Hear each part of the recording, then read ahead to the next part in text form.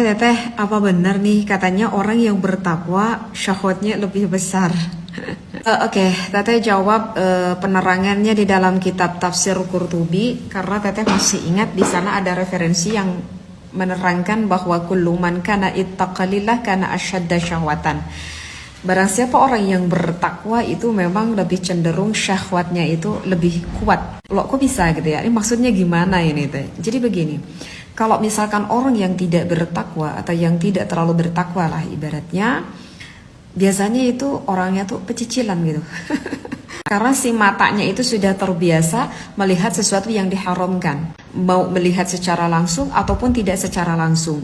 Ya misalkan contoh misalkan gitu ya, contoh seorang laki-laki dengan sengaja gitu ya melihat aurat-aurat wanita atau misalkan yang tidak secara langsung gitu ya, misalkan lewat kayak layar seperti ini, melihat dengan sengaja melihat video-video yang seharusnya itu tidak pantas untuk dilihat. Mungkin kalian paham ya video apa yang Teteh maksudkan di sini, sehingga itu tanpa dia sadari mengeluarkan sedikit-sedikit rasa syahwatnya itu, atau karena dia udah biasa banget bercampur gaul dengan wanita yang bukan mahram, dia pecicilan tangannya gitu ya, misalkan menyentuh kulit wanita yang bukan mahram gitu ya, atau cipika-cipiki atau ya bagaimanalah dengan anggahwata kulitnya seperti itu ya.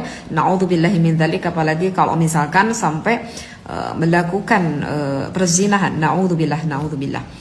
Nah, itulah kalau orang yang tidak bertakwa. Berbeda dengan orang yang bertakwa. Kalau orang yang bertakwa itu lebih cenderung matanya itu selalu dijaga, diraksa gitu matanya.